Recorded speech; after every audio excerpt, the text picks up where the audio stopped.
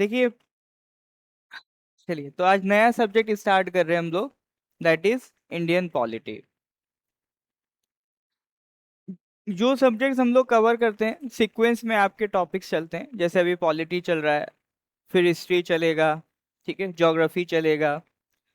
साथ ही साथ जैसे वीकेंड क्लासेस होती हैं या संडे में एक्स्ट्रा क्लासेस होती हैं, तो उसमें हमारा इकोनॉमी है, उसमें हमारा जनरल साइंस है, ये टॉपिक्स आपका कवर होते चले जाते हैं, ठीक है। तो अभी जो हम लोग शुरुआत कर रहे हैं that is with the Indian polity. अब ये जो सब्जेक्ट है सर आपका, या जो भी हम यहाँ पर जीके पढ़ रहे हैं, तो अपने अरुणाचल के कौन कौन से एग्जाम्स हम इससे टारगेट कर सकते हैं। अपने अरुणाचल में जितने भी एग्जाम्स होते हैं, वैसे तो कुछ यूनिवर्सिटी के भी एग्जाम्स होते हैं, उसमें भी जीके आता है ना, और भी एग्जाम्स होते हैं। इसमें जो ब्रॉडली डिवीजन होता है सर, जनरल जो हम बात करें, एक तो आपका एग्जाम्स एपीएसएसबी कंडक्ट कराता है, और एक आपका एपीपीएससी कंडक्ट कराता है। एपीपीएससी में भी सर दो टाइप्स के एग्जाम हैं। एक एग्जाम्स जिनको डिपार्टमेंटल भी कह देते हैं, जैसे आपका टीजीटी है, पीजीटी है, एई है, जेई है, एडीओ है, एचडीओ है, ये सारे एग्जाम्स। तो ये किस में आ जाएंगे, आपका एक सेक्शन। फिर दूसरा आपका सिविल सर्विस वाला एग्जाम होता है एपीपीएससी का। तो हम लोग जो सर जीके पढ़ते हैं, तो आप मान के चलो कि ये जो सिविल सर्विस वाला है इसको छोड़ दो, बाकी आपका एपीपीएससी का और कोई एग्जाम है, TGT, PGT, एईजेई, ADO, SDO, plus अपने जो भी एपीएसएसबी के एग्जाम्स हैं, जैसे भी सीजीएल है, कांस्टेबल है, सीएचएसएल है, सीएसएल है, तो ये सारे एग्जाम्स में आपको हेल्प करेगा ये जो भी हम लोग आपका जीके पढ़ रहे हैं, ठीक है।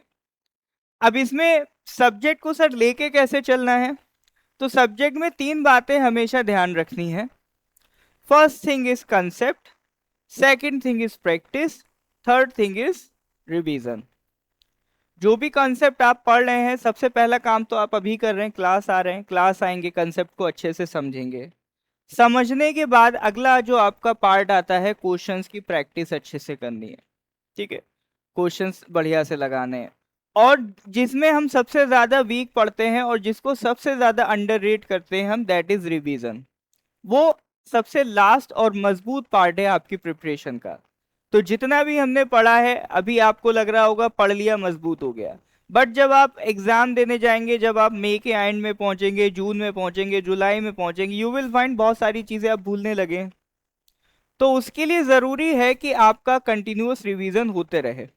जो भी टॉपिक पढ़ें, within 24 hour, within a week, within 15 days, within a month, इतने 3 से 4 अगर आपने तगड़े रिवीजन कर लिए, फिर तो पेपर कुछ बचता नहीं है। वो टॉपिक आपका मान के चलो 1 साल तक तो आपके माइंड में बैठ ही जाता है, ठीक है। तो यहाँ सिर्फ कहानी खत्म नहीं होती है क्लास करने पे, क्लास करने से कहानी शुरू होती है।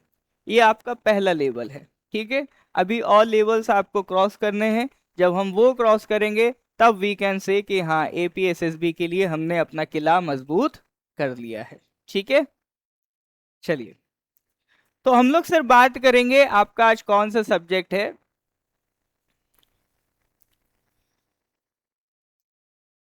इंडियन पॉलिटी, ठीक है। अब इंडियन पॉलिटी में अगर हम लोग बात करें तो ये मल्टीपल टॉपिक्स हमें मिलेंगे, लेकिन सबसे पहले सर देख लेते हैं, टॉपिक से इंपॉर्टेंट है कि पहले समझो सर पॉलिटी क्या है, ठीक है। देखो, हम लोग पॉलिटी डिस्कस करेंगे, पॉलिटिक्स डिस्कस नहीं करेंगे, ठीक है, थोड़ा सा डिफरेंस है। हम लोग यहाँ पर बात करेंगे कि सर पॉलिटी का मतलब किसी भी देश की जो गवर्नेंस है कैसे रन होती है। जैसे फॉर एग्जाम्पल हम अमेरिका देखें, तो अमेरिका में क्या है, आपका एक प्रेसिडेंट होता है, ठीक है, सेनेट होती है, कांग्रेस होती है, ये सारा सिस्टम है। प्रेसिडेंट के 4 इयर्स में इलेक्शन होते हैं। ब्रिटेन जाके देखेंगे तो वहां पर एक किंग होता है या क्वीन होती है, उनका एक प्राइम मिनिस्टर होता है, इलेक्शंस होते हैं। सऊदी अरेबिया देखेंगे, कोई इलेक्शन नहीं है, वहां पर एक प्रिंस होता है, ठीक है, एक राजा होता है, उसके हिसाब से चलता है। इंडिया में अगर हम देखेंगे, पार्लियामेंट होती है, प्राइम मिनिस्टर होता है, स्टेट में चीफ मिनिस्टर होता है, लोकल गवर्नमेंट भी होती है। तो हर एक कंट्री का जो गवर्नेंस है वो क्या है, डिफरेंट डिफरेंट है, वो क्या है, सेपरेट सेपरेट है। तो यहाँ पर हर एक कंट्री का जो अलग अलग गवर्नेंस है उसी को हम क्या कहते हैं, उस कंट्री की पॉलिटी। ठीक है, हर एक कंट्री की क्या है, अपनी एक पॉलिटी। तो हम लोग जो यहाँ पर बात करेंगे वो कौन सी पॉलिटी है, इंडियन पॉलिटी। हमारी कंट्री में चीजें कैसे घटित हो रही हैं हम उसकी बात करेंगे। इंडियन पॉलिटी जैसे अगर हम बात करें कि हम लोग देखते हैं कि सर लोकसभा बनेगी, राज्यसभा बनेगी, स्टेट में असेंबली बनेगी, चीफ मिनिस्टर आएगा, प्राइम मिनिस्टर आएगा, प्रेसिडेंट आएगा, वाइस प्रेसिडेंट आएगा। तो ये हमें कहाँ से पता चल रहा है, क्या ये चीजें कहीं लिखी हुई हैं, कहाँ लिखी हैं, शास्त्रों में लिखी हैं? ये चीजें कहाँ लिखी हैं, एक किताब है सर। ठीक है, एक किताब है द कॉन्स्टिट्यूशन ऑफ इंडिया। ठीक है, एक किताब है द कॉन्स्टिट्यूशन ऑफ इंडिया। ये सारी चीजें कहाँ पे लिखी हैं, उस किताब में लिखी है। तो हमारी जो शुरुआत होगी टॉपिक की वो यहीं से होगी। यहां पर सर हम बात करेंगे कि जो कॉन्स्टिट्यूशन ऑफ इंडिया है वो क्या क्या चीजें बोलता है। ठीक है, अब पूरा कॉन्स्टिट्यूशन भी नहीं पढ़ लेंगे वरना फिर हमें वकील सेम हो जाएंगे। ठीक है, हमें वकालत नहीं करनी है। तो हमें यहाँ पर संविधान के कुछ इंपॉर्टेंट पॉइंट्स ही पढ़ने हैं। ठीक है, आप सिलेबस में भी देखेंगे वो लोग वर्ड लिखते हैं कॉन्स्टिट्यूशन ऑफ इंडिया। तो पॉलिटी बोलने का मतलब है हम लोग किस चीज को पढ़ रहे हैं, कॉन्स्टिट्यूशन को पढ़ रहे हैं। ठीक है, कॉन्स्टिट्यूशन में क्या क्या इंपॉर्टेंट चीजें हैं जो एग्जाम पॉइंट ऑफ व्यू से जरूरी हैं उनके बारे में हम बात करेंगे। अब ये सारी चीजें शुरू करने से पहले हमें ये भी जानना पड़ेगा कि सर ये कॉन्स्टिट्यूशन आया कहाँ से, या सुनो, ऐसा तो है नहीं जब से दुनिया बनी तब से संविधान था। इसकी पीछे की भी क्या है, एक बैक स्टोरी है, ये कैसे बना, इसके बनने में क्या क्या चीजें हुई। तो उसी को हम कहते हैं the making of the constitution of India, और यही आपका पहला चैप्टर है। ठीक है, the making of the constitution of India, संविधान बन कैसे रहा है। ठीक है, हाँ।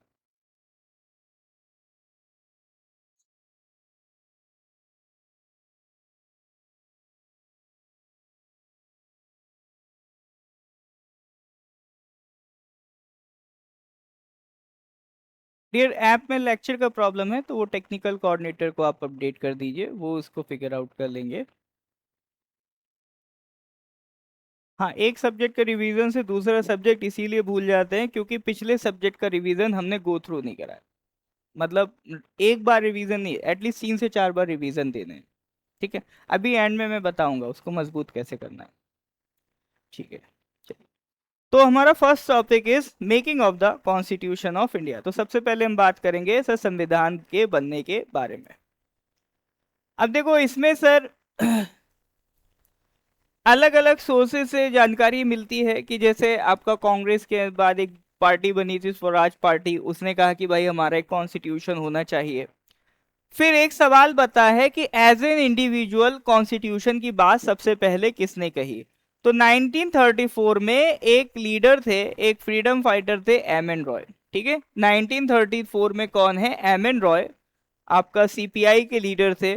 उन्होंने किसकी डिमांड करी, he demanded for a constituent assembly. ये करंट अफेयर्स नहीं है, ठीक है, he demanded for constituent assembly. हम तो सर कॉन्स्टिट्यूशन की बात कर रहे थे, कॉन्स्टिट्यूएंट असेंबली क्या है। अब देखिए कॉन्स्टिट्यूशन अगर बनाना होगा तो हम कैसे बनाएंगे, ऐसा तो होगा नहीं मार्केट से जाके खरीद लाएंगे या चैट जीपीटी से बोल देंगे बना के दे दो। अगर हमें कॉन्स्टिट्यूशन बनाना है तो उसके लिए कई सारे लोग मिलेंगे। ठीक है, देश भर के जो इंटेलेक्चुअल लोग हैं वो आपस में मिलेंगे, वो बैठेंगे, दुनिया भर के कॉन्स्टिट्यूशंस को रिव्यू करेंगे, उसमें से जो अच्छे पॉइंट मिलेंगे उनको हम लोग क्या है इंक्लूड करेंगे, और हमारे देश की जैसी कंडीशन होगी उसके अकॉर्डिंगली वो अपने नए पॉइंट्स बनाएंगे। तो इन सारी चीजों के डिस्कशन के बाद ही क्या बनेगा, कॉन्स्टिट्यूशन बनेगा। अब इन सारी चीजों का अगर डिस्कशन होगा तो उसके लिए क्या बनानी पड़ेगी, एक असेंबली बनानी पड़ेगी, एक कमेटी बनानी पड़ेगी। तो कॉन्स्टिट्यूशन बनाने के लिए जो असेंबली क्रिएट की जाएगी that assembly will be called constituent assembly. तो एम एन रॉय किसकी डिमांड कर रहे हैं, कॉन्स्टिट्यूएंट असेंबली। कॉन्स्टिट्यूएंट असेंबली क्यों, क्योंकि यही कॉन्स्टिट्यूएंट असेंबली क्या करेगी, कॉन्स्टिट्यूशन को ड्राफ्ट करेगी। ठीक है, अगर कॉन्स्टिट्यूएंट असेंबली की डिमांड एक्सेप्ट हो गई तो मतलब कॉन्स्टिट्यूशन की भी डिमांड एक्सेप्ट हो गई। क्लियर है बात? तो पहला पॉइंट तो ध्यान ये रखेंगे। तो एज एन इंडिविजुअल अगर हम बात करें तो एम एन रॉय ने आवाज उठाई थी, और उसके अलावा बात करें तो स्वराज पार्टी है, फिर कांग्रेस ने आवाज उठाई। बट यहां पर इंडिविजुअल का नाम ज्यादा इंपॉर्टेंट हो जाता है कि as an individual constituent assembly की डिमांड सबसे पहले किसने रखी, तो that was M N Roy. तो पहला पॉइंट तो ये ध्यान रखेंगे। क्लियर है? चलिए सर आगे बढ़ते हैं फिर नेक्स्ट टॉपिक पे। फिर उसके आगे ये प्रोसेस चलती रही। इसमें मैं थोड़ी सी बैक स्टोरी बता देता हूं चल क्या रहा है।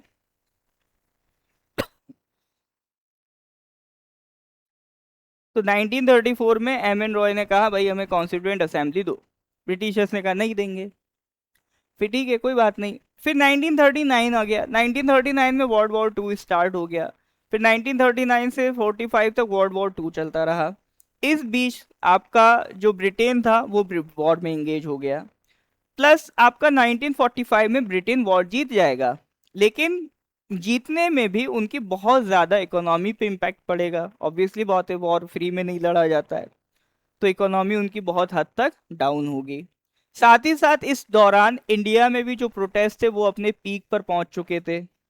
बहुत ज्यादा नेशनलिज्म राइज हो चुका था। तो लोग अब समझ गए थे आज़ादी का क्या मतलब है, आज़ादी उनके लिए क्यों ज़रूरी है। तो इन सारी चीज़ों के बाद ब्रिटेन को भी लगा अब इंडिया से निकलने का टाइम आ गया है, it's time to move on. तो उन लोगों ने डिसाइड किया कि ठीक है अब हम लोग जा रहे हैं। तो उन्होंने जाने से पहले अपने एक अपनी एक कैबिनेट के लोग भेजे, ठीक है, जिसको कहते हैं कैबिनेट मिशन प्लान। तो उन्होंने क्या था सर, 3 लोगों को भेजा। तो ये ध्यान रखिएगा, कैबिनेट मिशन प्लान कब आया सर, 1946 में। ये आया होगा समथिंग अराउंड सितंबर 1946, ठीक है। तो 1946 में क्या आ रहा है, कैबिनेट मिशन प्लान आ रहा है। और कैबिनेट मिशन प्लान क्या कह रहा है, ये कह रहा है कि भाई ऐसा है, सुनने वाली बात यह है कि आपको क्या चाहिए, कॉन्स्टिट्यूएंट असेंबली चाहिए, ले लो, ठीक है। तो कैबिनेट मिशन प्लान ने क्या करा, accepted demand for constituent assembly, ठीक है। तो कैबिनेट मिशन प्लान ने कहा कि ठीक है तुमको एक कॉन्स्टिट्यूएंट असेंबली चाहिए, ले लो। अच्छा इस टाइम पाकिस्तान का भी मुद्दा चल रहा था, तो मुस्लिम लीग चाह रही थी पाकिस्तान को भी सेपरेट कॉन्स्टिट्यूएंट असेंबली मिले। लेकिन कैबिनेट मिशन प्लान ने कहा एक ही दे पाएंगे, उसी से काम चलाओ। तो जो आपका कैबिनेट मिशन प्लान आया है इसने 2 असेंबली की नहीं, एक ही असेंबली की मंजूरी दी थी, ठीक है। तो जो उन्होंने हमारी पुरानी डिमांड थी कॉन्स्टिट्यूएंट असेंबली को, उसे कब एक्सेप्ट किया, 1946 में। अब दूसरा सवाल क्या बनता है कि सर ये जो कैबिनेट मिशन प्लान आया था इसमें कौन कौन से मेंबर्स थे। तो 3 मेंबर्स का नाम याद रखिएगा।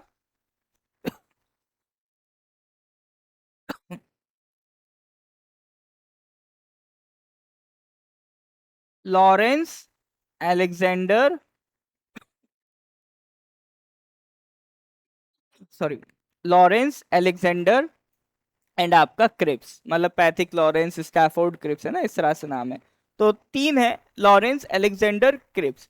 तो इनके नाम ऐसे याद रख सकते हैं सर आप, LAC, ठीक है, ये निमोनिक बच जाएगा। तो ये 3 मेंबर्स के नाम याद रखिएगा, पूछ सकता है आपसे एग्जाम में कि जो कैबिनेट मिशन प्लान आया था उसमें 3 मेंबर्स कौन कौन से थे। तो ये पार्ट वैसे थोड़ा आपका हिस्ट्री से भी रिलेट होता है, लेकिन इसको पॉलिटी में रिक्वायर्ड है इसीलिए मैंने इतना पार्ट लिया है। बाकी इसके पूरे की जो कहानी है कि 1946 से पहले क्या हो रहा है, 46 के बाद क्या हो रहा है, वो सब हम लोग हिस्ट्री में डिस्कस करते हैं, ठीक है। तो हिस्ट्री का एक हिस्सा मैंने यहाँ पर बस ले लिया है अपना ये मेकिंग ऑफ द कॉन्स्टिट्यूशन को एक्सप्लेन करने के लिए, ठीक है। तो सबसे पहले हमने बात किया 1934 में एम एन रॉय ने कॉन्स्टिट्यूएंट असेंबली की डिमांड क्या करी, रखी डिमांड। फिर 1946 में कैबिनेट मिशन प्लान आया, कैबिनेट मिशन प्लान ने वो डिमांड एक्सेप्ट कर ली। उसके बाद क्या हुआ, कैबिनेट मिशन प्लान में हमने देखा कितने मेंबर्स थे, 3 मेंबर्स थे, कौन कौन से, लॉरेंस अलेक्जेंडर एंड आपका क्रिप्स। क्लियर है? नेक्स्ट इसके बाद हम आगे बढ़ेंगे, नेक्स्ट पार्ट विल बी कि अब जो कॉन्स्टिट्यूएंट असेंबली बन रही है, तो उस कॉन्स्टिट्यूएंट असेंबली की वर्किंग कैसे होगी और उस कॉन्स्टिट्यूएंट असेंबली की कंपोजिशन कैसे होगी, ठीक है, उसके बारे में बात करते हैं। यहां तक किसी को कोई डाउट है? ठीक है, ऑनलाइन वाले सब चंगा सी? पूछना पड़ता है ना, सोना क्यों। चलिए, ठीक है सर।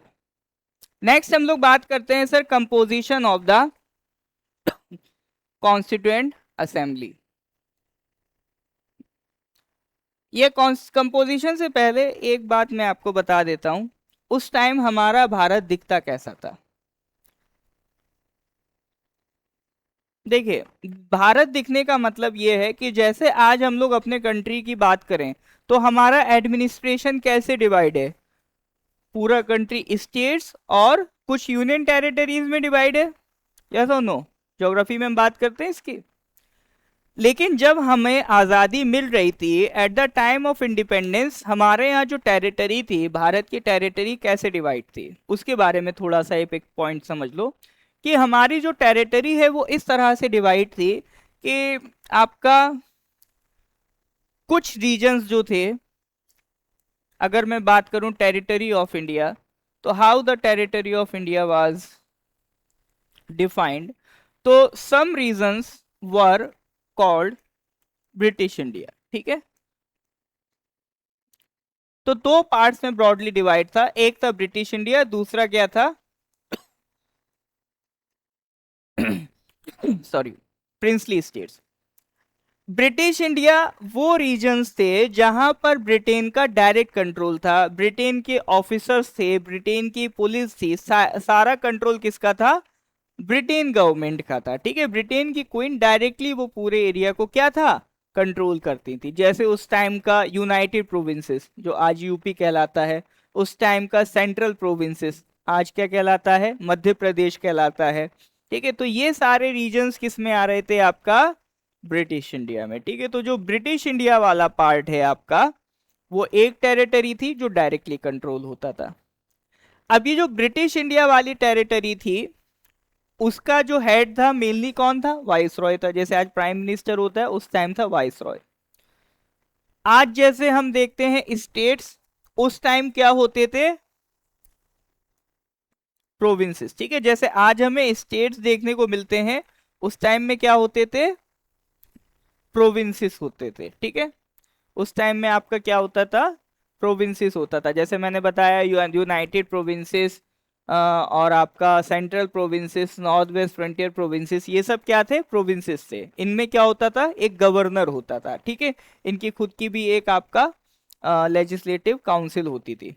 जैसे आज मतलब एक स्टेट होता है, ऐसी उसी टाइम पे ब्रिटिश इंडिया में क्या होते थे? प्रोविंसेस होते थे, ठीक है। और कुछ टेरिटरीज क्या कहलाती थी? Chief commissioner provinces. Chief commissioner provinces. Chief commissioner provinces मतलब जैसे आज के टाइम में आप देखते हैं यूनियन टेरिटरी होता है ना, डायरेक्ट यूनियन गवर्नमेंट का कंट्रोल है। फॉर एग्जांपल चंडीगढ़ है, लद्दाख है, ये सब क्या है? यूटी है। इन द सेम मैनर उस टाइम क्या होता था? सीसीपी होता था, चीफ कमिश्नर प्रोविंस। मतलब वहां पर गवर्नर नहीं है, वहां पर डायरेक्ट किसका रूल चल रहा है? वाइस रॉय का रूल चल रहा है, ठीक है। तो ब्रिटिश इंडिया मेनली दो पार्ट्स में डिवाइड था, एक प्रोविंसेस, दूसरा चीफ कमिश्नर प्रोविंसेस। और एक एरिया क्या था सर? एक एरिया था आपका प्रिंसली स्टेट्स। देखो, प्रिंसली स्टेट्स आपका इंडिपेंडेंट नहीं थे पूरी तरह से, इंटरनल ऑटोनॉमी थी कि उनके अंदर क्या चल रहा है, क्या टैक्स लेना है, क्या रूल्स बनाने हैं, किस तरह से इंटरनल सिक्योरिटी बनानी है, वो सब उनका खुद का मैटर था, उसमें ब्रिटिश इन्वॉल्व नहीं होते थे, ठीक है। लेकिन हाँ, उनके जो एक्सटर्नल मैटर्स हैं, जैसे मान लो आपका वो फॉरेन रिलेशंस किसके साथ बनाएंगे और उनकी आर्मी कैसे काम करेगी, तो उनका जो डिफेंस है, उनका जो फॉरेन रिलेशंस है, कम्युनिकेशन है, ये सारा पार्ट छोड़ के उनके पास ऑटोनॉमी थी इंटरनल मैटर्स में। बाकी अल्टीमेटली वो भी अपनी स्यूजरैनिटी किसको सबमिट करते थे? स्यूजरैनिटी मतलब वो अल्टीमेट अपना बॉस किसको मानते थे? क्वीन ऑफ इंग्लैंड, ठीक है, वो भी किसके अंडर में थे, क्वीन ऑफ इंग्लैंड के ही अंडर में थे, बट इंटरनली उनके पास ऑटोनॉमी थी, वो जैसे चाहे चीजों को कर सकते थे। जैसे उस टाइम का हैदराबाद, जूनागढ़, भोपाल, है ना, बीकानेर, जोधपुर, ये ट्रैवनकोर, ये सब क्या थे, प्रिंसली स्टेट्स थे। जो प्रिंसली स्टेट्स वाले रीजन्स थे वो आपका सेपरेट थे। तो ज्यादातर जो आप प्रोटेस्ट देखेंगे, ज्यादातर जो आप परेशानियां देखेंगे, वायलेंस देखेंगे, वो ब्रिटिश इंडिया वाले रीजन से आपको देखने को मिलेगा। क्योंकि प्रिंसली स्टेट्स में तो लोगों को डायरेक्ट ब्रिटिश कंट्रोल नहीं कर रहे हैं, इनडायरेक्ट कर रहे हैं, तो यहां इतना प्रॉब्लम नहीं था। ठीक है, तो इस तरह से हमारी टेरिटरी डिवाइड थी, British India and princely states. British India further divided into provinces and chief commissioner provinces. Clear है बात?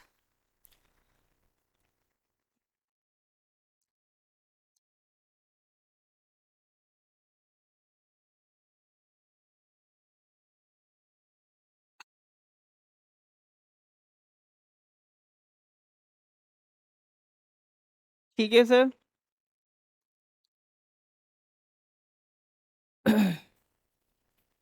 बढ़े आगे। तो ये हो गया सर आपका टेरिटरी ऑफ इंडिया।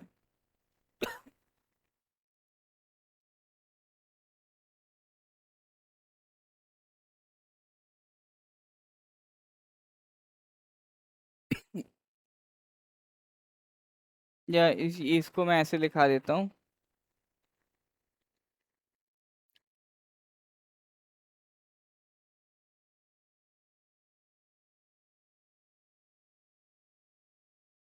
अब जो कॉन्स्टिट्यूएंट असेंबली बन रही है उसके बारे में कुछ कुछ इंपॉर्टेंट पॉइंट्स हैं,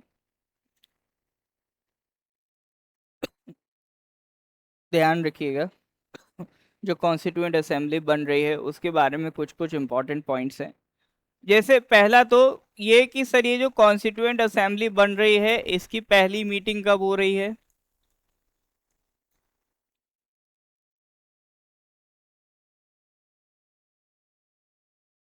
इट इज 9 दिसंबर 1946। ठीक है, तो ये ध्यान रखेंगे, ये प्रीवियस ईयर में आपसे ऑलरेडी पूछा हुआ सवाल है कि कॉन्स्टिट्यूएंट असेंबली की पहली मीटिंग कब हो रही है। इट इज 9 दिसंबर 1946। तो सितंबर में कैबिनेट मिशन प्लान आया, उसने बोला ठीक है कर लो, तो दिसंबर में हम लोगों ने कैबिनेट अपना कॉन्स्टिट्यूएंट असेंबली बना दी। तो कॉन्स्टिट्यूएंट असेंबली की पहली मीटिंग होगी 9 दिसंबर 1946। अब जो कैबिनेट मिशन कॉन्स्टिट्यूएंट असेंबली बनी है तो इसमें कितने मेंबर्स अलॉटेड थे? तो इसमें थे सर आपका टोटल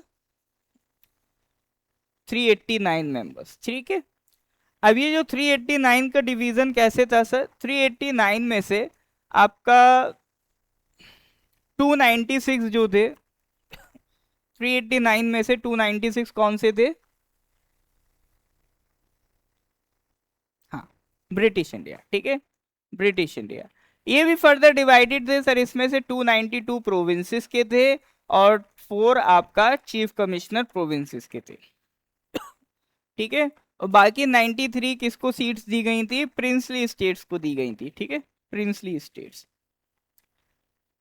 अब देखिए सर, अब इतना डिटेल हो सकता है आपसे नहीं पूछे, आपसे सिंपल क्या पूछेगा, 389 मेंबर्स। ठीक है, कितने मेंबर्स से? 389। लेकिन मैं पहले से बता दूं यहां हम फिसल जाते हैं, स्लिप कर जाते हैं। कैसे? अभी तो मजा आ रहा है सुनने में, बढ़िया है 389 सबको मजबूती से आपको लग रहा है, लेकिन जब हम एग्जाम में पहुंचते हैं तो ये फैक्ट थोड़ा सा गड़बड़ हो जाते हैं। मान लो उसने पूछा कितने मेंबर्स हैं, एक ऑप्शन होगा 389, उसके जस्ट नीचे लिखा होगा 398। ठीक है, तो यहाँ थोड़ा सा कंफ्यूजन हो जाता है कभी कभी, है ना, फिर आप कहेंगे सिली मिस्टेक हो गया। तो एग्जामिनर को नहीं फर्क पड़ता आपने सिली मिस्टेक करा है कौन सा मिस्टेक करा है, उसको सीधा फर्क पड़ता है आपने गलत किया है कि सही किया है। ठीक है, तो यहां पर हमारी मिस्टेक हो जाती है, इसीलिए इसको मैं डिवाइड करके याद रखता हूं कि 296 ब्रिटिश इंडिया के, 93 प्रिंसली स्टेट्स के, ताकि कभी मैं मेरे को अगर कंफ्यूजन हुआ है तो मैंने खट से इन दोनों को ऐड कर दिया, तो जैसे ही ऐड करेंगे आई विल गेट 389। ठीक है, अभी भी मेरे को कभी कभी कंफ्यूजन हो जाता है, तो मैं इन दोनों को सेपरेट याद रखता हूँ, जहां भूलता हूँ ये ऐड कर लेता हूँ। अब लेकिन ऐड करने में सिली मिस्टेक नहीं होनी चाहिए, है ना सारा गेम ही बेकार हो जाएगा। इतना याद भी रखा फिर ऐड करने में गलती कर ली तो गड़बड़ है, ठीक है। तो इस तरह से अगर हम डिवाइड करके याद रखेंगे तो कंपैरेटिवली ज्यादा चांसेस है हम उसको याद रख पाए, ठीक है। तो मैं यहाँ पर देखो जो भी पॉइंट्स लिख रहा हूं ना वो सब आपके एग्जाम का क्वेश्चन है, या तो आया हुआ क्वेश्चन है या कभी भी आ सकता है, ठीक है। तो ये सारे की पॉइंट्स हैं जो आपको एग्जाम में हेल्प करेंगे। तो पहली मीटिंग 9 दिसंबर 46, कितने मेंबर्स 389।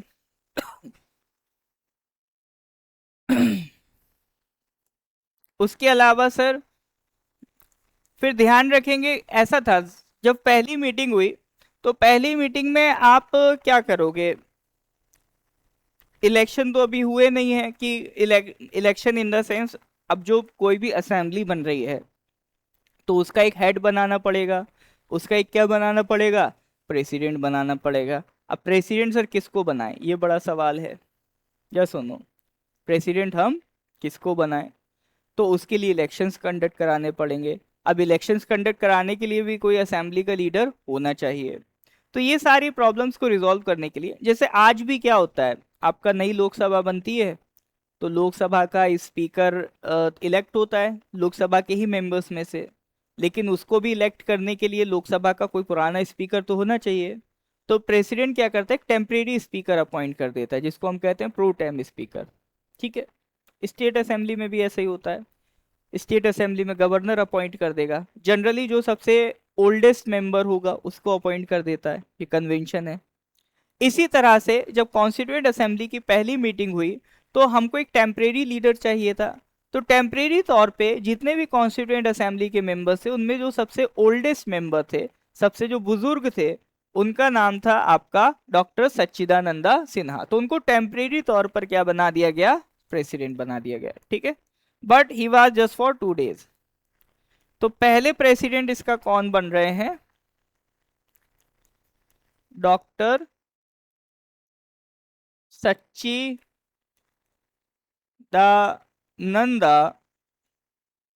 सिन्हा, ठीक है। नाम याद रखने में तकलीफ हो तो डॉक्टर सिन्हा करके याद रख सकते हैं, डॉक्टर एस सिन्हा करके याद रख सकते हैं, या सच्चे सिन्हा करके याद रख सकते हैं, जैसे भी याद रखने में आसानी रहे, क्योंकि ऑब्जेक्टिव पेपर आएगा देख के टिक करना है ना। तो बस बेसिक आइडिया होना चाहिए। तो he was just for 2 days, तो वो एक टेम्परेरी प्रेसिडेंट बना दिए गए थे। फिर देखो 9 दिसंबर को पहली मीटिंग हुई, 11 दिसंबर को इलेक्शंस हो गए थे।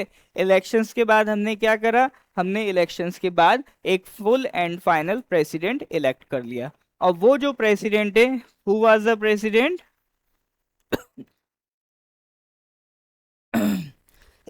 सॉरी, डॉक्टर राजेंद्र प्रसाद, ठीक है। फुल एंड फाइनल, जब तक कॉन्स्टिट्यूएंट असेंबली रहेगी, आगे के पूरी कॉन्स्टिट्यूएंट असेंबली तक आपका कॉन्स्टिट्यूएंट असेंबली का पीरियड, आपका प्रेसिडेंट कौन रहेगा, डॉक्टर राजेंद्र प्रसाद। देखिए यहाँ कंफ्यूजन मत करिएगा, अभी जो डॉक्टर राजेंद्र प्रसाद प्रेसिडेंट बन रहे हैं वो कॉन्स्टिट्यूएंट असेंबली के बन रहे हैं, ठीक है। आगे चल के वो कंट्री के प्रेसिडेंट बनेंगे, वो प्रेसिडेंट ऑफ इंडिया अलग बनेंगे, बट अभी के लिए जो वो प्रेसिडेंट बन रहे हैं वो किसके प्रेसिडेंट हैं, कॉन्स्टिट्यूएंट असेंबली के। क्लियर है, ध्यान रखिए, ठीक है। तो वो किसके प्रेसिडेंट बन रहे हैं, कॉन्स्टिट्यूएंट असेंबली के। और कोई डाउट है तो ये ध्यान रखिएगा नाम। अब प्रेसिडेंट का नाम याद रखेंगे तो सर वाइस प्रेसिडेंट का भी रख लीजिएगा। वाइस प्रेसिडेंट थे आपका doctor H C. Mukherjee, although vice president इतना इंपॉर्टेंट नहीं है। अब देखो प्रेसिडेंट पे क्वेश्चन कैसे आएगा, अगर वो ये पूछ ले who was the president of the constituent assembly, तो उसमें राजेंद्र प्रसाद नाम होने से उनको टिक कर दीजिए, ठीक है। बट कभी कभी ऐसा पूछ सकता है who was the first president of constituent assembly, in that case doctor Sinha का नाम लिखना है। Otherwise he was just temporary for 2 days, तो इसमें मेन इंपॉर्टेंट कौन है, डॉक्टर राजेंद्र प्रसाद है। बट पुराने अगर आप क्वेश्चन देखेंगे, मतलब अरुणाचल के नहीं अदर स्टेट्स के, तो कुछ कभी कभी डॉक्टर सच्चिदानंदा सिन्हा का नाम पूछा गया है, इसीलिए मैंने ये नाम लिख दिया। Otherwise he was just temporary for 2 days. और फुल एंड फाइनल आपके प्रेसिडेंट कौन बने थे कॉन्स्टिट्यूएंट असेंबली के, तो it was doctor H C. Mukherjee. ठीक है, क्लियर है पॉइंट? ठीक है यहाँ तक। तो ये अभी तक हम लोगों ने बात कर लिया है कि कॉन्स्टिट्यूएंट असेंबली के बेसिक्स, कि भाई आपका मीटिंग कब स्टार्ट हुई, प्रेसिडेंट कौन है, वाइस प्रेसिडेंट कौन है और कितने मेंबर्स है। यहाँ तक कोई डाउट है तो बताइए।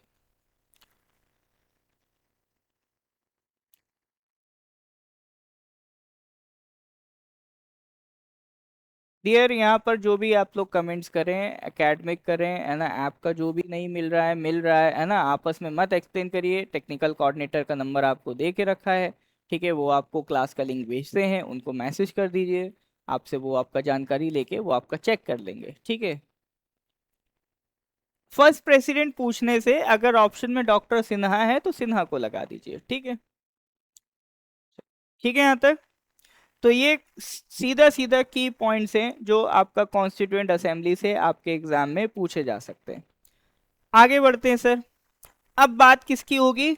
अब बात होगी सर हमारा जो कॉन्स्टिट्यूएंट असेंबली है उसने अपना काम क्या करा, स्टार्ट कर दिया। ठीक है, अब काम स्टार्ट कैसे करें, इस ये भी तो सवाल है सर। कॉन्स्टिट्यूशन बनाना है, कैसे बनाए, क्या लिखना है क्या नहीं लिखना है, इसके रिलेटेड भी हमको क्या चाहिए, एक ऑब्जेक्टिव चाहिए। यस और नो? सो इसके regarding Nehru ji came to the rescue. तो नेहरू जी ने एक आपका ड्राफ्ट बनाया था, मतलब एक पूरा डॉक्यूमेंट बनाया था जिसको कहते हैं ऑब्जेक्टिव रेजोल्यूशन। यानी वो आपका डॉक्यूमेंट ऐसा था जिसमें नेहरू जी कह रहे हैं कि भाई हमको जो संविधान चाहिए वो कैसा चाहिए, जहां किसी तरह का डिस्क्रिमिनेशन ना हो, जहां पर आपका लोगों के पास आज़ादी हो, जहां पर लोग अपनी बात रखने के लिए आज़ाद हों, लोगों को अच्छी फैसिलिटीज मिले, ये सारी जो अच्छी अच्छी बातें थी जो एक संविधान में हमको चाहिए थी, जो ब्रिटिशर्स की वजह से हमें नहीं मिल पा रही थी, एक ह्यूमैनिटेरियन जो हमें राइट था वो नहीं मिल पा रहा था, तो ये सारी चीजें उन्होंने एक डॉक्यूमेंट में लिख दी। That document was called objective resolution. ठीक है, तो नेहरू जी क्या लेके आते हैं, एक ऑब्जेक्टिव रेजोल्यूशन। तो ये आपका 13 दिसंबर को लाया जाएगा। 9 दिसंबर को पहली मीटिंग, 11 दिसंबर को इलेक्शन, 13 दिसंबर को क्या लेके आया जाएगा, ऑब्जेक्टिव रेजोल्यूशन। ठीक है, तो ये कौन लेके आ रहा है, जवाहरलाल नेहरू। अब इसके दो रीजन से, पहला रीजन तो ये कि कॉन्स्टिट्यूएंट असेंबली को भी एक आइडिया लगे कि किस तरह से कॉन्स्टिट्यूशन को ड्राफ्ट करना है, किस डायरेक्शन में हमें आगे बढ़ना है। दूसरा, दुनिया भी देख रही थी कि भारत क्या करेगा संविधान में, क्योंकि जो ब्रिटिशर्स थे they were very good law makers, तो उनको भी एक ईगो था कि हमारे जैसा कानून तो ये नहीं बना पाएंगे, हमारे जैसा एक्सपर्ट तो नहीं है। तो उनको ये बड़ा सवाल था कि भाई भारत अब क्या करेगा, कैसा संविधान बनाएगा। तो दुनिया को बताने के लिए नेहरू जी क्या लेके आए, एक ऑब्जेक्टिव रेजोल्यूशन लेके आए, ताकि दुनिया देखे हम कैसा संविधान बनाने जा रहे हैं। ठीक है, तो ऑब्जेक्टिव रेजोल्यूशन में क्या क्या पॉइंट्स ध्यान रखने हैं। Objective resolution it was passed by, sorry, it was presented by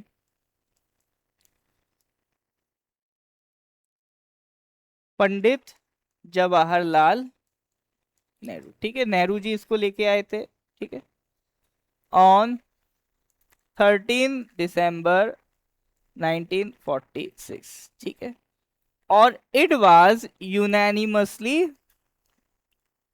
passed. ठीक है, इट वाज यूनैनिमसली पास्ड। इसका मतलब क्या है सर, यूनैनिमसली पास? देखो, रेजोल्यूशन लेके आए, लोगों को अच्छा लगा। यूनैनिमस का मतलब है एक मत से, सब एक साथ, इसमें किसी ने डिसएग्री नहीं किया था, सब ने एग्री किया था। यूनैनिमस मतलब no one is disagreeing, everyone agrees. ठीक है, ये मतलब होता है यूनैनिमस का। तो यूनैनिमसली सबने इसको पास किया था। ठीक है, and it was passed on 22 January 1947। It was passed on 22 जनवरी 1947।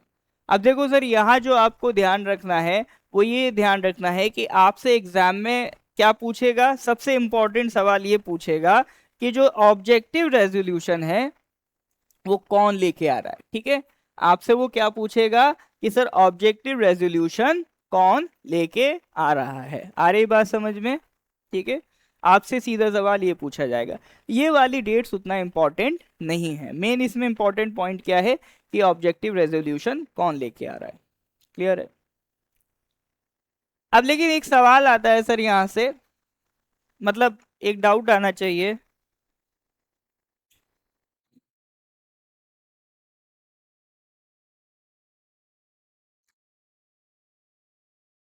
देखो अगर क्वेश्चन फर्स्ट प्रेसिडेंट का है, दोनों नाम है, तो मैंने बताया ना डॉक्टर सच्चिदानंद सिन्हा लगाइए, है ना। ठीक है। देखिए सर, अब एक सवाल ये आता है कि सर जो आपका रेजोल्यूशन है वो नेहरू लेके आए, और यही रेजोल्यूशन किस लिए लाया? कॉन्स्टिट्यूशन की डायरेक्शन देने के लिए। तो इस तरह से तो ये संविधान नेहरू का होना चाहिए कि नेहरू ने बनाया, नेहरू का एक रूल है। बट संविधान किसका कहलाता है? अंबेडकर का कहलाता है, बाबा साहेब अंबेडकर का कहलाता है। तो ये डिफरेंस कैसे आ गया? संविधान तो नेहरू का होना था, अंबेडकर का कैसे हो गया? तो वो थोड़ा आगे आप इस चीज को समझेंगे, क्योंकि अंबेडकर जी ने इसमें बहुत बड़ा रोल प्ले किया है। क्योंकि जो संविधान बना है वो एग्जैक्टली ऑब्जेक्टिव रेजोल्यूशन पे नहीं बना है। इसमें बहुत सारी चीजें ऐड की गई, इसमें बहुत सारी चीजें सब्ट्रैक्ट की गई। तो उसमें एक मेजर जो इन्फ्लुएंस था वो किसका था? बाबा साहेब भीमराव अंबेडकर का था। तो उसके बाद जो हमें देखने को मिलता है that is our final constitution. Clear है? चलिए, तो ये कुछ इंपॉर्टेंट पॉइंट्स है रिगार्डिंग आपका कॉन्स्टिट्यूएंट असेंबली।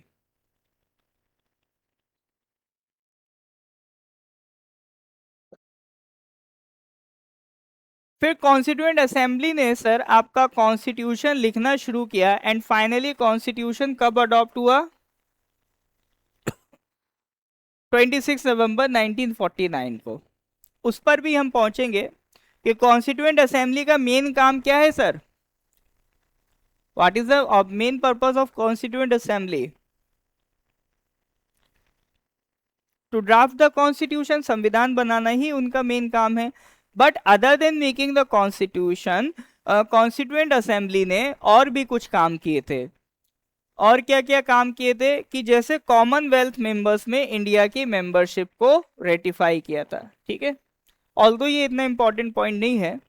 तो कॉमनवेल्थ में इंडिया की जो मेंबरशिप है, कॉमनवेल्थ क्या है? एक ग्रुप ऑफ नेशंस था। ब्रिटिशर्स ऐसा था कि भाई अलग अलग कंट्रीज को कंट्रोल करते थे, कॉलोनाइज करके रखा था। फिर जब उन्होंने डी कॉलोनाइज किया, उन कंट्रीज को आज़ादी दी, तो उनसे बोला कि देखो भले ही हम लोग जा तो रहे हैं, बट हम लोग का एक बहुत पुराना रिश्ता है, बहुत बड़ा बॉन्ड रहा है, आपस में हमने बहुत सारा वक्त दिया है। तो एक कनेक्शन रहना चाहिए हमारे बीच में, चलो एक व्हाट्सएप ग्रुप बना लेते हैं हम सब। ठीक है। तो कोई भी दिक्कत होगी, कोई भी गेम खेलना होगा, हम लोग आके मिलके डिसाइड करेंगे, आ चलो आज गेम रखते हैं, तो वही गेम बन के कॉमनवेल्थ गेम्स। तो ब्रिटेन ने जनरली जिन जिन कंट्रीज को कॉलोनाइज किया था उनके साथ मिलके एक अपना एक ग्रुप ऑफ नेशंस बना लिया। उसने कहा कि देखो भले ही हम आपके साथ ऐसे थे वैसे थे, बट आप हमारे दिल के करीब हैं, तो दुनिया के और कंट्रीज के कंपैरिजन में हम आपको ज्यादा इंपॉर्टेंस देंगे ना। तो उन्होंने उसको कहा कॉमनवेल्थ नेशंस का ग्रुप। ठीक है। तो उसकी मेंबरशिप, इंडिया भी उसका मेंबर है, तो उसकी मेंबरशिप जो रेटिफाई की। ठीक है। क्योंकि बहुत सारे प्रधानमंत्री डिसीजंस लेके आते हैं, है ना, एग्रीमेंट्स करते हैं इंटरनेशनल लेवल पे, उसको लेकिन अप्रूव कहाँ से किया जाता है? आपका लोकसभा से किया जाता है, पार्लियामेंट से। लेकिन उस टाइम पार्लियामेंट तो थी नहीं। तो पार्लियामेंट के जो भी काम पड़ते थे कौन कर रहा है? कॉन्स्टिट्यूएंट असेंबली कर रहा है। तो इसमें सर आपका जो कॉमनवेल्थ की मेंबरशिप है वो रेटिफाई की थी कॉन्स्टिट्यूएंट असेंबली ने। अब जो पॉइंट मैं बताने जा रहा हूं वो इंपॉर्टेंट है। और क्या क्या काम किए थे?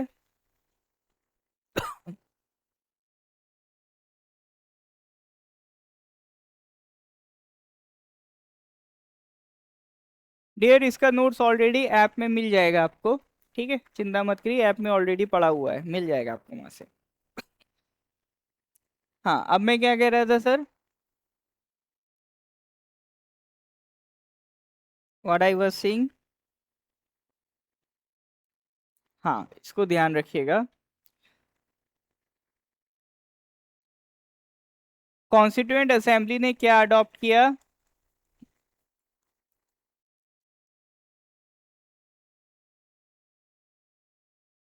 National flag.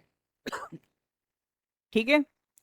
नेशनल फ्लैग, सबसे पहले तो डेट याद रखो, कौन सी डेट को, क्या sir? 22 July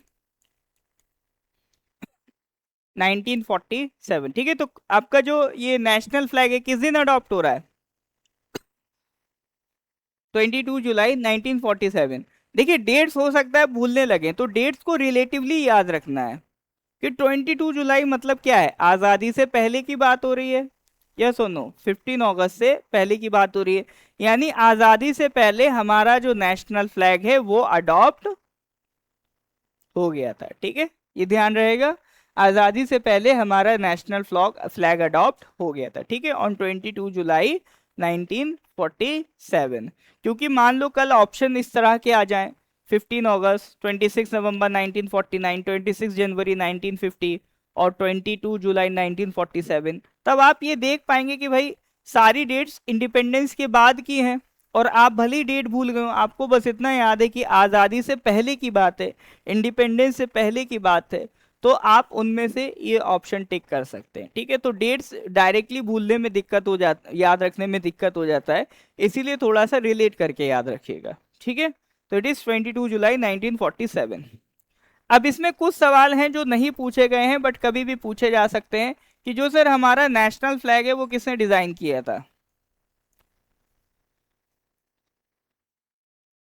Our national flag was designed by Pingali Venkaiah जी, ठीक है। तो ये नाम ध्यान रखिएगा, पिंगाली वेंकैया, ये नाम याद रखिएगा। तो हमारे नेशनल फ्लैग किसने डिजाइन किया था? पिंगाली वेंकैया, ठीक है।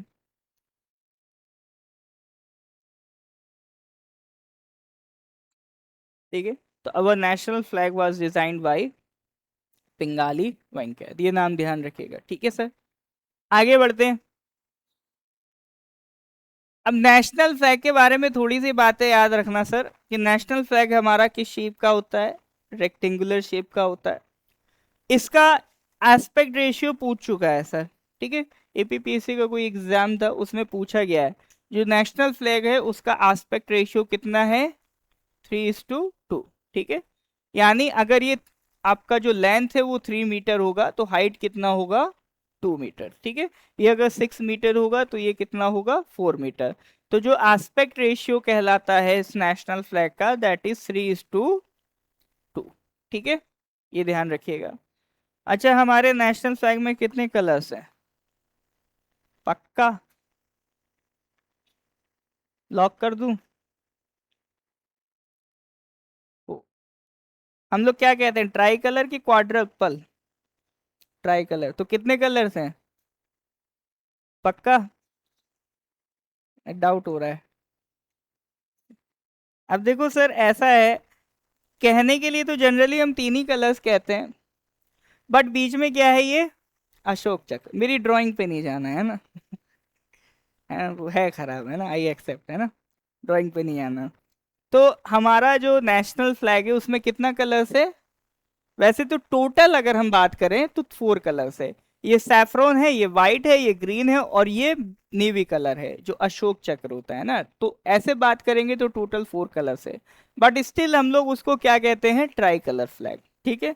अगर ऐसा सवाल है टोटल नंबर ऑफ कलर्स तो 4 हो जाएगा, है ना। तो नेवी वाला जो अशोक चक्र है उसको भी इंक्लूड कर लेंगे। But every colour has its significance.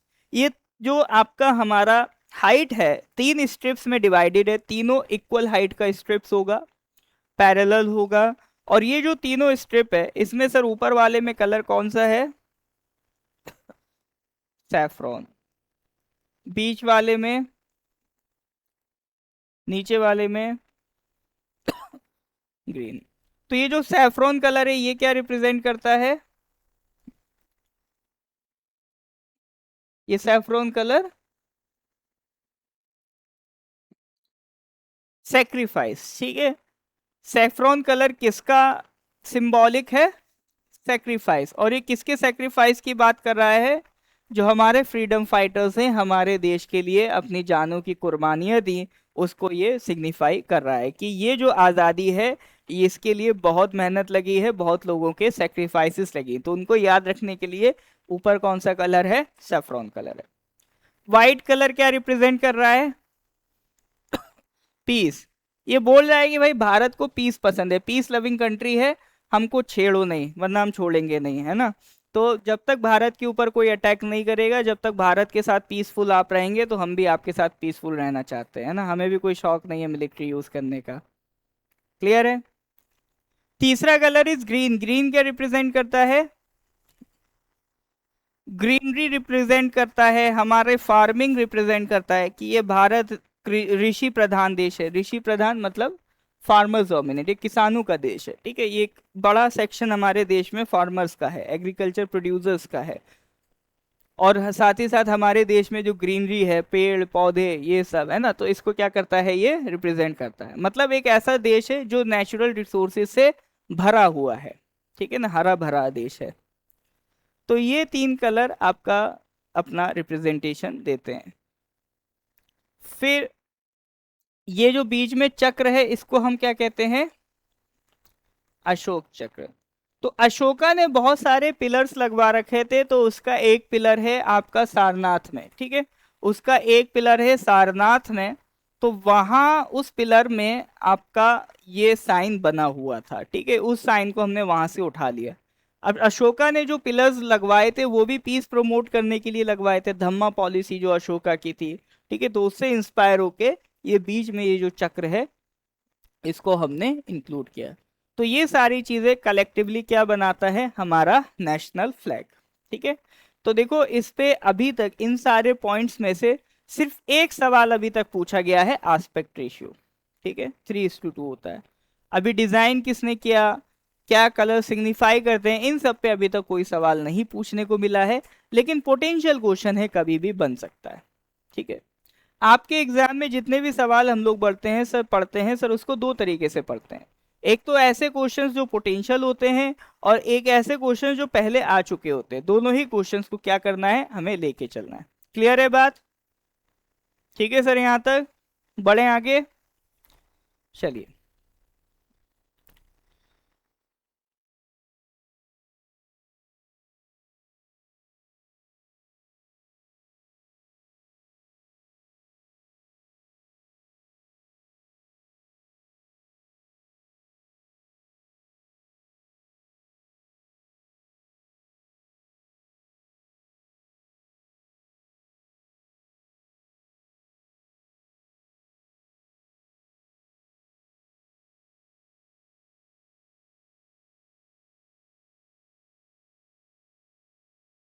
हम्म, ठीक है।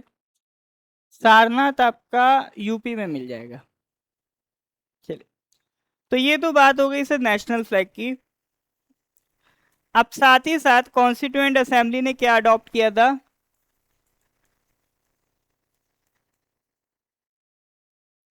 अगर अगला बात करें हम, नेशनल एंथम। नेशनल एंथम किस दिन हुआ था? 24 जनवरी 1950। अभी 24 जनवरी का क्या सिग्निफिकेंस है कि देखो सर, हमारा जो कॉन्स्टिट्यूशन है वो कब एनफोर्स होगा? 26 जनवरी 1950, ठीक है, उस दिन से लागू होगा संविधान। तो उससे जस्ट 2 दिन पहले क्या हो रहा है, उससे जस्ट 2 दिन पहले हमारा नेशनल एंथम अडॉप्ट हो रहा है, ठीक है। क्या अडॉप्ट हो रहा है सर? नेशनल एंथम अडॉप्ट हो रहा है, ठीक है। 24 जनवरी 1950। और इसी दिन नेशनल सॉन्ग भी अडॉप्ट हो रहा है। अब ये 2 दिन पहले ही क्यों हो रहे हैं? अब देखो ऐसे याद रखना सर कि 26 जनवरी को रिपब्लिक डे है, सेलिब्रेशन होगा, पार्टी होगी, पार्टी में गाने चाहिए, है ना। हनी सिंह के गाने अच्छे नहीं लगेंगे, तो क्या है, अपने नेशनल पार्टी है तो नेशनल सॉन्ग्स होना चाहिए। तो आपका 24 जनवरी को क्या बन रहा है, आपका नेशनल एंथम अडॉप्ट हो रहा है। तो नेशनल एंथम क्या है सर हमारा? जन गण मन, ठीक है। तो जो हमारा नेशनल एंथम है ये किसने लिखा?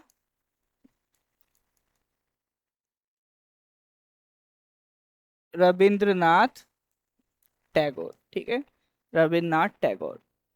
In the same manner, national song adopt किया सर हमने। नेशनल सॉन्ग भी किस दिन अडॉप्ट किया? 24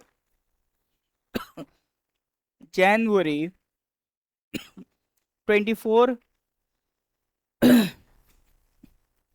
जनवरी 1950। ठीक है, तो नेशनल सॉन्ग अडॉप्ट किस दिन हुआ? 24 जनवरी 1950। तो ये जो सर नेशनल सॉन्ग था ये कौन सा था हमारा? वंदे मातरम। ठीक है, अब ये जो वंदे मातरम है ये एक स्टैंजा है, और ये कहां से लिया गया है? एक नोवेल से लिया गया है। ठीक है, कहां से लिया गया है? एक नोवेल है जिसका नाम है फ्रॉम अ नोवेल, जिसका नाम क्या है? आनंद मठ। ठीक है, उस नोवेल का नाम क्या है? आनंद मठ। और ये जो नोवेल है ये किसने लिखी है? It was written by Bankim Chandra Chatterjee, Chattopadhyay भी कह देते हैं या फिर कह लो बंकिम चंद्र चैटर्जी। ठीक है, तो ये सारे नाम इंपॉर्टेंट है, ध्यान रखिएगा, इनमें से किसी भी एक पॉइंट पे कभी भी क्वेश्चन बन सकता है।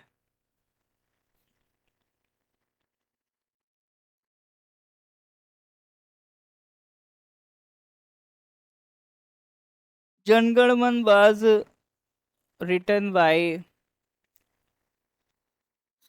जनगण Mana was written by Rabindranath Tagore. ठीक है, एंड जन वंदे मातरम वाज बंकिम चंद्र चटर्जी। ठीक है, डायरेक्ट भी पूछ सकता है कि किसने लिखा है, या वंदे मातरम में ये भी पूछ सकता है कहाँ से लिया गया है। ठीक है, तो कहाँ से लिया गया है? फ्रॉम द नोवेल आनंद मठ। जैसे एक बार एक क्वेश्चन आया था कि जो हम लोग एक लाइन लिखते हैं ना, हमारा जो नेशनल एम्ब्लेम है उसके नीचे सत्यमेव जयते, जिसका मतलब है सच की हमेशा जीत होती है, तो वो कहाँ से हमने लिया है? तो वो एक उपनिषद है, मुंड का उपनिषद, तो वहां से लिया गया सत्यमेव जयते। तो इस तरह का सवाल ऑलरेडी आ चुका है, तो उस टाइप का आ चुका है, तो इस टाइप का भी पूछा जा सकता है। ठीक है, ध्यान रखेंगे। तो national anthem, national song, clear है बात? और भी हुआ था सर 24 जनवरी 1950 को, और एक काम ये हुआ था कि आपका जो राजेंद्र प्रसाद थे, he was made president of India on 24 जनवरी 1950। तो भारत को अपना पहला प्रेसिडेंट कब मिला है? 24 जनवरी 1950। क्योंकि देखो सर 26 जनवरी को हम क्या करने जाएंगे? कॉन्स्टिट्यूशन को एनफोर्स करने जा रहे हैं, तो उससे पहले हमारा एक प्रेसिडेंट होना चाहिए। लेकिन अभी कोई इलेक्शन तो हुआ नहीं है। इलेक्शन कब होगा? जब कॉन्स्टिट्यूशन पावर में आएगा, अभी कॉन्स्टिट्यूशन पावर में है नहीं। तो पहले एक इनको टेम्परेरी प्रेसिडेंट बनाया गया था। टेम्परेरी के लिए वर्ड होता है प्रोविजनल प्रेसिडेंट, तो he was made just a provisional president. उसके बाद आपका कॉन्स्टिट्यूशन पास हुआ, फिर 1951 में आपका इलेक्शन हुआ। ठीक है, 1952 से हमारे पास फुल इलेक्टेड प्रेसिडेंट थे। ऑल्दो इलेक्टेड प्रेसिडेंट भी कौन बने? राजेंद्र प्रसाद बने। तो 2 टर्म्स उन्होंने पूरे पूरे किए थे, 52 से 57, 57 से 62। ठीक है, चलिए, तो ये सारी जो बातें थी that is the other functions perform by the constituent assembly. तो ये वो सारी चीजें हैं जो कौन कर रहा है सर? आपका कौन कर रहा है? Constituent assembly. ठीक है, और ये वो सारे पॉइंट्स मैंने बताए हैं। देखो टॉपिक थोड़ा सा लंबा चला गया है, जाने दो, वो मैंने इसीलिए बताए हैं क्योंकि इससे क्या है ना, रैंडम क्वेश्चंस बहुत बनते हैं। इस टॉपिक से इस तरह के रैंडम क्वेश्चंस बहुत बनते हैं, और वो आपसे कोई बहुत ज़्यादा कंसेप्चुअल सवाल नहीं पूछना चाहता। देखो उनकी भी रिक्वायरमेंट समझो सर, वो नहीं चाहते हैं कि कल मान लो सरकारी ऑफिस में एक बंदा बैठ जाए, है ना, आपस में बीच में डिस्कशन चल रहा है कि पार्लियामेंट में ये डिसीजन लिया गया, अब वो व्यक्ति के कौन पार्लियामेंट, है ना? तो ऐसा नहीं होना चाहिए। तो उनको जो पर्सन चाहिए, एक ऐसा पर्सन चाहिए जिसको बेसिक अवेयरनेस हो, बेसिक नॉलेज हो। तो वो जो आपसे सवाल कर रहे हैं वो बहुत टिपिकल सवाल नहीं कर रहे हैं। वो ये नहीं पूछेंगे कि आर्टिकल 21 के पीछे की बैक स्टोरी सुनाओ। वो बस ये बेसिक जानना चाहते हैं कि भाई आपका जो समाज में रहने के लिए बेसिक जो रिक्वायरमेंट है वो है कि नहीं है। ऐसा तो नहीं कोई डायरेक्ट माउंटेन से चढ़ के आ गया हो, ठीक है। तो एक गवर्नेंस में जो बेसिक रिक्वायरमेंट है वही उनकी रिक्वायरमेंट है, ठीक है। तो बहुत ज़्यादा आपका सब्जेक्ट टफ नहीं है, आसान आसान चीज़ें हैं, बस यहाँ पर हम सबसे ज़्यादा जो फंसते हैं रिवीजन में फंसते हैं। अब सबसे दूसरा सवाल आता है, क्या इतना पढ़ने से हो जाएगा? फिर मेरा क्रॉस क्वेश्चन होता है, क्या तुमने इतना पढ़ लिया है? है ना? तो दोनों ही सवाल है। देखो पहले आपको इतना इंश्योरिटी करनी है कि जितना आपको पढ़ाया जा रहा है उसमें से एक भी सवाल मेरा गलत नहीं होना चाहिए, ठीक है। ये आपको अपने अंदर इंश्योरिटी बना के रखनी है, ठीक है। इतना आप इंश्योर हैं तो बताइए, फिर हम और क्वेश्चंस आपको देंगे और मटेरियल मैं अलग से पढ़ा दूंगा आपको, ठीक है। लेकिन पहले आपको ये इंश्योर करना है कि जो मटेरियल आपको पढ़ाया जा रहा है वो आपका 101% कंप्लीट है कि नहीं, उसमें से एक भी एरर नहीं होनी चाहिए, ठीक है। क्योंकि कई बार हम लोग इसी में से एरर कर देते हैं, ठीक है। चलिए सर आगे बढ़ते हैं। छुट्टी तो नहीं लग रहा था किसी को? मैं इसीलिए थोड़ा बात मतलब मोटिवेट कम करता हूँ, फिर थोड़ा पढ़ा के मोटिवेट करता हूँ, लोग पेन एन बंद करने लगते हैं कि छुट्टी का टाइम हो गया। ठीक है। चलो देखिए सर, अब इसमें जो अगला पार्ट है, अगला पार्ट क्या है? हाँ, first president Rajendra Prasad. Total colours इन वो पूछे तो आपका 4 हो जाएगा। अरे भाई फिर मैंने कहा था ये कंफ्यूजन आएगी, देखो आ गई। अगर इंडिया का पहला प्रेसिडेंट पूछे तो राजेंद्र प्रसाद है, ठीक है। वो जो सच्चिदानंद सिन्हा है, सच्चिदानंद सिन्हा क्या है? कॉन्स्टिट्यूएंट असेंबली के हैं, है ना। मैंने बोला था ये कंफ्यूजन आएगी, ठीक है। तो इसको ध्यान रखिएगा ताकि ऐसा दोबारा ना हो। चलिए सर आगे बढ़ते हैं। तो देखो सर हमने बढ़िया से काम किया, कॉन्स्टिट्यूशन बनाने को लेके आगे चीजें बढ़ाई। अब देखो सर संविधान बनाना है तो संविधान कैसे बनेगा? संविधान में तो बहुत सारी चीजें हैं। अब इसको ऐसे मान के चलो आपका कॉन्स्टिट्यूशन एक बुक है, ठीक है। कैसे मान के चलो? कॉन्स्टिट्यूशन एक बुक है। हम मान के चल रहे हैं एक हम लोगों ने डिसाइड किया जीके की बुक लिखेंगे। तो अगर हमें जीके की बुक लिखना है तो मैं सबसे तो ये नहीं कहूंगा आप सब मिलके कल पॉलिटी का पहला चैप्टर लिख के लाना, ऐसे तो लिख गई बुक। हम क्या करेंगे, बुक को पार्ट्स में डिवाइड कर देंगे। एक ग्रुप बना देंगे जिनसे कहेंगे आप पॉलिटी लिख के लाइए, एक से कहेंगे आप ज्योग्राफी लिख के लाइए, एक से कहेंगे आप हिस्ट्री लिख के लाइए। यस और नो? ऐसी तो बुक लिखेंगे। इसी तरह से जब हमारा कॉन्स्टिट्यूशन बन रहा है तो उन्होंने क्या करा, सबको कमिटीज में डिवाइड कर दिया, ठीक है। यानी मान लो एक यूनियन पावर की क्या यूनियन के पास क्या क्या पावर होना चाहिए उसको लिखने के लिए अलग कमेटी है। हमारे पास फंडामेंटल राइट्स क्या क्या होने चाहिए, एक अलग कमेटी है, ठीक है। इसी तरह से कॉन्स्टिट्यूशन में जितना भी हमें चीजें लिखनी थी उसके लिए हमने क्या बनाई, मल्टीपल कमेटीज बनाई। और इन सारी कमेटीज में जो हमारी सबसे चीफ कमेटी थी, सबसे इंपॉर्टेंट कमेटी थी, that was the drafting committee, ठीक है। इन सारी कमेटीज में the most important committee was drafting committee. क्योंकि ये सब लोग जो भी लिख के लाते थे वो सब किसको सबमिट सबमिट करते थे, ड्राफ्टिंग कमेटी को सबमिट करते थे। फिर ड्राफ्टिंग कमेटी वो सारी बातों को किस में रखती थी, आपका कॉन्स्टिट्यूएंट असेंबली में रखती थी। तो चीफ और most important committee was drafting committee. और इसी ड्राफ्टिंग कमेटी के चेयरमैन कौन थे, बाबा साहेब डॉक्टर भीमराव अंबेडकर, ठीक है। अब ये सवाल आपसे बहुत बार पूछा जा चुका है, ये मान के चलो पिछले 1 साल से रिपीट नहीं हो रहा है, वरना उससे पिछले साल आप उठा लो, हर साल किसी ना किसी एग्जाम में, वो एपीएसएसबी हो या एपीपीएससी हो, किसी ना किसी एग्जाम में वो पूछ रहे थे, ठीक है। इतने बड़े फैन फॉलोइंग चल रही थी, लेकिन अभी बीच में हो सकता है उन्होंने भी भांप लिया, ये लोग तो ये लोग पढ़ के ही आ रहे हैं ना, तो इसको बंद कर दिया। अभी पिछले साल से नहीं आ रहा है लेकिन अभी भी इंपॉर्टेंट है, कभी भी पूछा जा सकता है, अलग अलग तरीके से पूछते हैं। तो पूछ लेगा चेयरमैन ऑफ ड्राफ्टिंग कमेटी कौन था, या पूछ लेगा कि sir architect of Indian constitution किसको कहेंगे, ठीक है। इसी तरह से घुमा फिरा के अंबेडकर जी का नाम पूछता रहता है, ठीक है। तो इसमें आपकी गलती नहीं होनी चाहिए। ये अगर क्वेश्चन आ गया तो ये आपका गलत नहीं होना है, ठीक है। कुछ भी कर लेना, ये क्वेश्चन गलत नहीं करना। ये बहुत रिपीटिंग क्वेश्चन है, one of the most repeating question of GK ये कहलाया जाता है, ठीक है। Who was the chairman of the drafting committee of the constitution of India? That is doctor Bhimrao Ambedkar.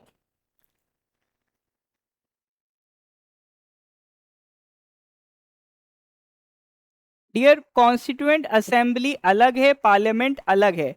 अभी जब ये 1946 में कॉन्स्टिट्यूएंट असेंबली बनी थी, अभी पार्लियामेंट नहीं है। पार्लियामेंट कब बनेगी? जब कॉन्स्टिट्यूशन इनैक्ट हो जाएगा, इलेक्शंस होंगे, ठीक है। इलेक्शंस के बाद आपका पार्लियामेंट बनेगी, ठीक है। अभी कॉन्स्टिट्यूएंट असेंबली थी, अभी हम जो बात कर रहे हैं that is of constituent assembly. ये आपका 26 नवंबर 1949 तक रहेगी, उसके बाद डिसॉल्व कर दी जाएगी, क्योंकि कॉन्स्टिट्यूशन बनाना ही इसका काम था। अब कॉन्स्टिट्यूशन बना दिया तो अब इस असेंबली का कोई काम नहीं है, ठीक है। इसको डिसॉल्व कर दिया जाएगा, ठीक है। कॉन्स्टिट्यूशन कौन सा लैंग्वेज में है? Good question. कॉन्स्टिट्यूशन जब बना था तो दो लैंग्वेजेस में बना था, एक इंग्लिश में और एक आपका हिंदी में, ठीक है। चलिए, तो ये हो गया सर ड्राफ्टिंग कमेटी। अब इसके बाद सर कॉन्स्टिट्यूशन लिखना शुरू किया गया, बहुत सारी डिबेट्स हुई, डिस्कशन हुई। कोशिश ये की गई थी कि किसी भी पॉइंट पे वोटिंग ना हो, कंसेंसस बने, सब लोग मिलके उस पर सहमत हो जाएं, उसी पॉइंट को इंक्लूड किया जाए।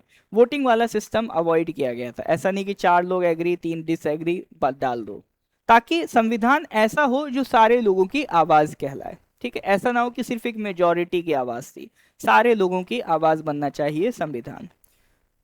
तो ये सब करने में टोटल आपका कितना सेशंस लगे? तो अब कुछ और मैं इंपॉर्टेंट पॉइंट्स लिखा रहा हूं as for the exam purpose, कि कॉन्स्टिट्यूशन बनाने में, या जैसे एक हेडिंग डाल देना, working of the constituent assembly, sorry, constituent assembly की वर्किंग में अगर मैं बात करूं तो द फर्स्ट पॉइंट इज, इसमें टोटल सेशंस कितने लगे? 11 सेशंस लगे, ठीक है। टोटल कितने सेशंस लगे? 11 सेशंस लगे। और कॉन्स्टिट्यूशन बनाने में कितना ड्यूरेशन लगी? It was 2 years 11 months 18 days, ठीक है। ये अभी तक नहीं पूछा गया है, बट आई डोंट नो कब पूछ लिया जाए, ठीक है। 2 years 11 months 18 days। हर साल कोई ना कोई ऐसा क्वेश्चन आ ही जाता है जिसको मैं पोटेंशियल क्वेश्चन कहता हूँ, ठीक है। 2 years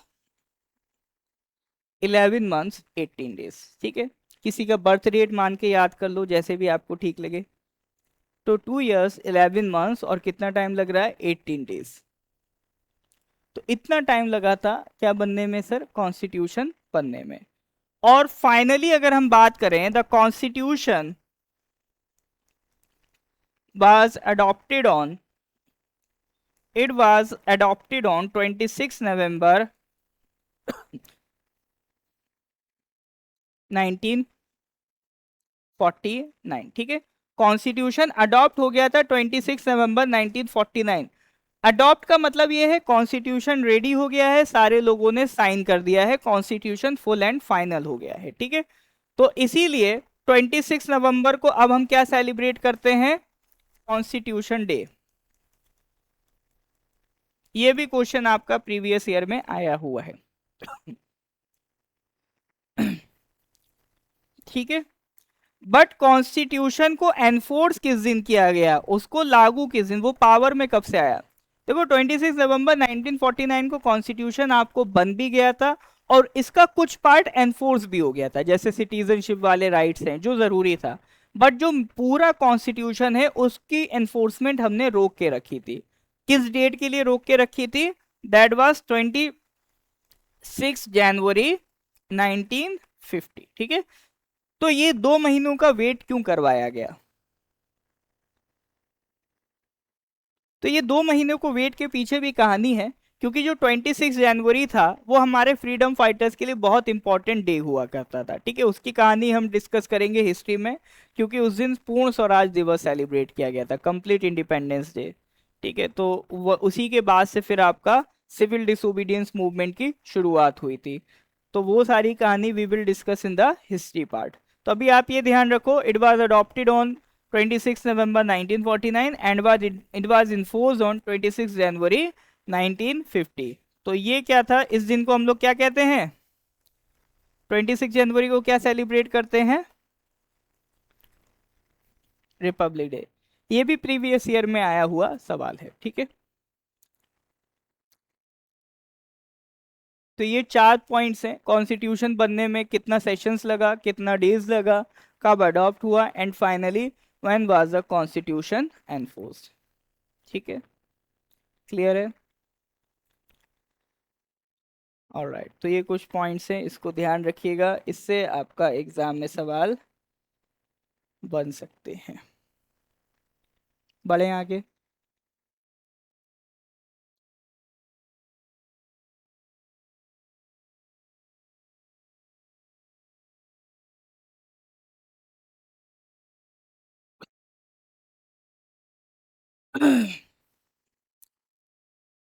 कुछ और पॉइंट्स हैं जो याद रख सकते हैं, जैसे जो हमारा कॉन्स्टिट्यूएंट असेंबली था उसका सिंबल क्या था, एलिफेंट, ठीक है।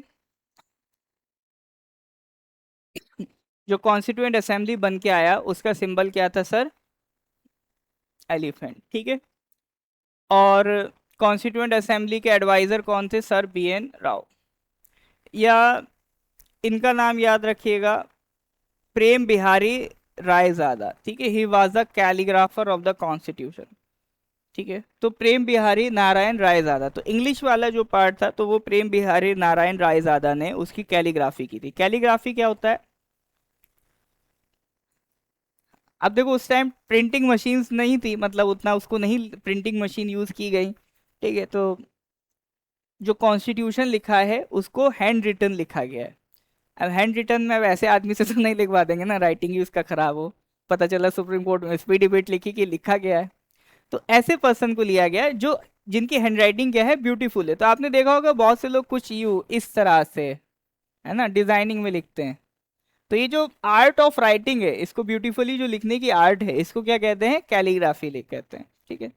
तो कैलीग्राफी इसे लिखवाया गया, प्लस कॉन्स्टिट्यूशन के आसपास भी डिजाइन करवाई गई। तो एक ऑर्गेनाइजेशन थी शांति निकेतन, उसने आसपास क्या किया, डिजाइनिंग की। तो बहुत बढ़िया तरीके से इस तरह से कॉन्स्टिट्यूशन हमारा ड्राफ्ट हुआ, और उसकी जो ओरिजिनल कॉपी है आज भी प्रिजर्व करके रखी गई है। ऐसे तो नॉर्मल एटमॉस्फेयर में उसको नहीं रख सकते, वरना वो पेपर है, डिस्ट्रॉय हो जाएगा।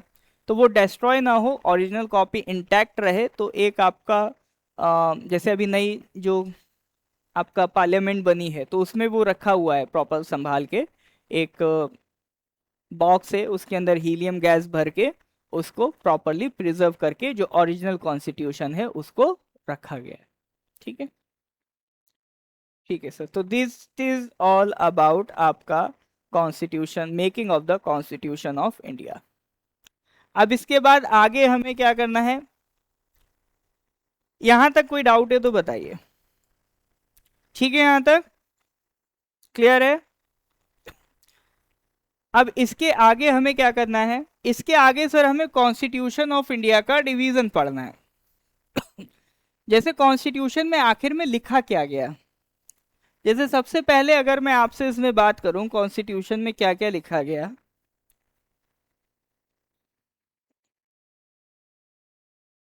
इसमें क्या क्या लिखा गया, तो सबसे पहले तो देखो सर, आप ऐसे समझो जैसे मैंने आपको बताया कॉन्स्टिट्यूशन एक बुक की तरह मानो।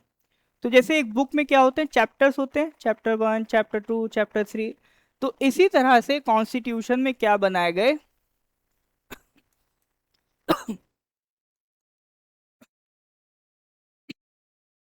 पार्ट्स। कॉन्स्टिट्यूशन में क्या बनाए गए, पार्ट्स, पार्ट 1, पार्ट 2, पार्ट 3, है ना। तो कॉन्स्टिट्यूशन में क्या बनाए गए, पार्ट्स बनाए गए। और हर एक पार्ट में कुछ पॉइंट्स लिखे गए, पॉइंट 1, पॉइंट 2, पॉइंट 3, पॉइंट 4, हर एक पार्ट में कुछ कुछ पॉइंट्स लिखे गए। उन पॉइंट्स को हम क्या बोलते हैं, आर्टिकल्स, ठीक है। तो उन पॉइंट्स को हम क्या बोलते हैं, आर्टिकल्स। पार्ट समझ में आ जाता है, आर्टिकल समझ में आ जाता है, हमें शेड्यूल समझ में नहीं आता कि शेड्यूल क्या होते हैं। तो आप ऐसे मान के चलो कि फॉर एग्जाम्पल ये कोई मैथ्स की बुक है। अब मैथ्स में कोई एक लंबा सा फॉर्मूला है जो बार बार उस बुक में रिपीट हो रहा है। तो अब जो बुक लिखने वाला है वो उस फॉर्मूले को बार बार लिखे, उससे बेटर वो क्या करेगा, बुक के लास्ट में लिख देगा उसे, जहां पर भी उस फॉर्मूले की नीड होगी लिख देगा refer formula number this from this page, yes और नो। तो बार बार लिखने की जरूरत नहीं है।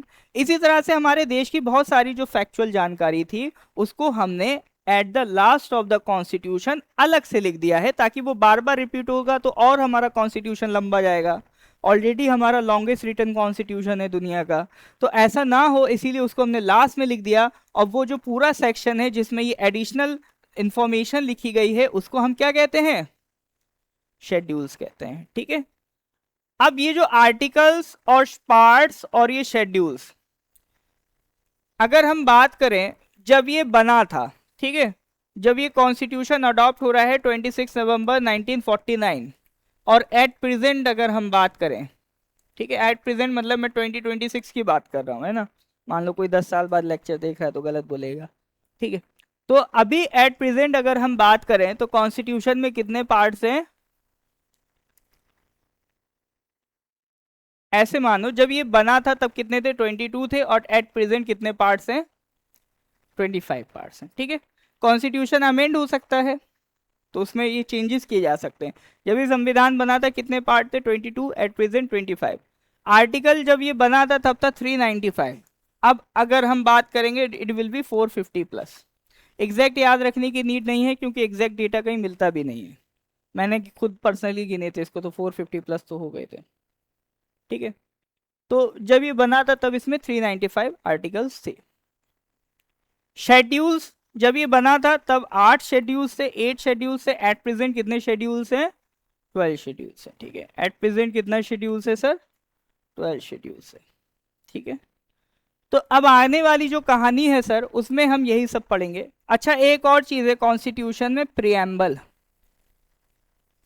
ऐसा होता है कोई भी बुक आप ओपन करते हैं तो पहला पेज क्या होता है, वो बताता है दिस बुक डील्स विद, है ना, पता कैसे चलेगा ये बुक जीके की मैथ्स की है, उसका पहला पेज हमें बताता है कि इस बुक में क्या क्या चीजें हैं, उसकी समरी देता है, तो वो प्रियम्बल कहलाता है। तो पहले भी था अभी भी है ना, थोड़ा बहुत चेंज किया गया है बस, ठीक है। तो these are the sections of the constitution of India. तो नेक्स्ट क्लास में जो हम लोग शुरुआत करेंगे that will be the schedules, तो हम लोग नेक्स्ट क्लास में शेड्यूल्स पढ़ेंगे, फिर उसका नेक्स्ट क्लास में लोग प्रियम्बल पढ़ेंगे, फिर उसका अगली क्लास में हम लोग आर्टिकल्स और पार्ट्स ये आपका पढ़ना शुरू कर देंगे, है ना, और इसको करते करते ही हमारा पॉलिटी खत्म हो जाएगा, ठीक है। क्लियर है, यहाँ तक कोई डाउट है, ठीक है। चलिए ठीक है सर, तो फिर यहाँ तक ही रखते हैं आज, आगे की कहानी we will discuss in the next class. Thank you very much.